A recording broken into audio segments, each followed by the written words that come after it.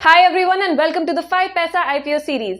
नवंबर के second week में ही 2 IPO launches हो रहे हैं और जैसा कि आप जानते हैं पिछले हफ्ते ही 4 आईपीओ लॉन्चेस हुए थे। इस वीडियो में हम बात करने वाले हैं आर्कियन केमिकल इंडस्ट्रीज आईपीओ के बारे में। वीडियो के थ्रू हम आपको बताएंगे कंपनी की strengths, weaknesses, overview and of course IPO synopsis के बारे में। तो अगर आपको इस आईपीओ से रिलेटेड सारी जानकारी चाहिए तो प्लीज वीडियो को एंड तक देखें and yes please like, share and subscribe to the 5 Paisa YouTube channel to stay updated with the latest IPO and of course stock market news. सबसे पहले गाइस देखते हैं आईपीओ सिनॉप्सिस। इस आईपीओ की opening issue date है 9 नवंबर and closing date है 11 नवंबर।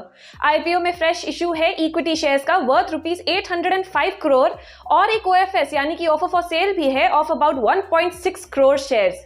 इसका लॉट साइज है 36 शेयर्स पर लॉट और प्राइस बैंड सेट हुआ है फ्रॉम ₹386 टू ₹407 पर शेयर। शेयर्स अलॉट होंगे ऑन 16 नवंबर और आईपीओ लिस्टिंग डेट है 21 नवंबर की। इशू के बुक रनिंग लीड मैनेजर्स हैं IIFL securities, ICICI securities limited and JM financial. इस इशू के ऑब्जेक्टिव्स के बारे में बात करें तो ये है कंपनी के द्वारा इशूड एनसीडीज की रिडेम्पशन करना and of course general corporate purposes. Guys company की फंक्शनिंग पर एक नजर डालते हैं।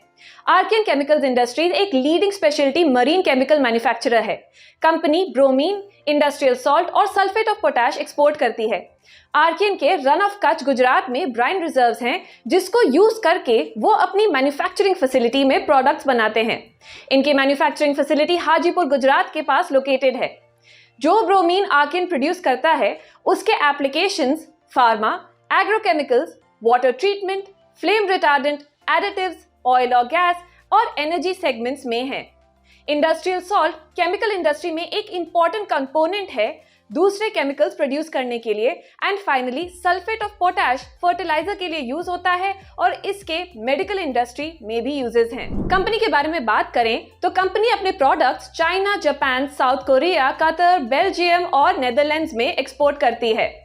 इनके मेजर कस्टमर्स हैं सोजिट्स कॉर्पोरेशन जो कि कंपनी में एक शेयर होल्डर भी हैं, Shandong Tianyi chemical corporation, Unibrom corporation, Wanhua chemicals and Qatar vinyl company limited. Company की फाइनेंशियल्स पर नजर डालते हैं। The company's revenue grew from ₹608.2 crore in FY20 and ₹740.8 crore in FY21 to ₹1,130.4 crores in FY22. The PAT grew from -36.2 crore in FY20 to ₹66.6 crore in FY21 and ₹188.6 crore in FY22. The ROE also grew from -149.8% in FY20 to 170% in FY21 and 113.1% in FY22. The ROCE grew from 11.24% in FY20 to 21.01% in FY21 to 34.6% in FY22. The company's total assets grew to ₹1,529.7 crore in FY22 from ₹1,432.4 crore in FY21 and ₹1,428.6 crore in FY20. Total borrowings stood at ₹921.9 crore in FY22, ₹978.8 crore in FY21 and ₹929.3 crore in FY20. Archean chemical industries की strengths के बारे में बात करें तो company एक leading market position में है।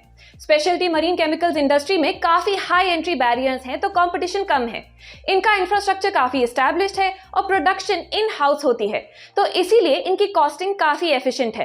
कंपनी इंडिया की लार्जेस्ट एक्सपोर्टर है ब्रोमीन एंड इंडस्ट्रियल सॉल्ट की और इनके पास एक ग्लोबल कस्टमर बेस है। गाइस जहां हमने स्ट्रेंथ्स के बारे में बात की है तो रिस्क पर भी नजर डालते हैं। अगर मैन्युफैक्चरिंग ऑपरेशंस में स्लो डाउन हुआ या वर्कर्स स्ट्राइक पर गए तो ये बिजनेस को एडवर्सली अफेक्ट कर सकता है।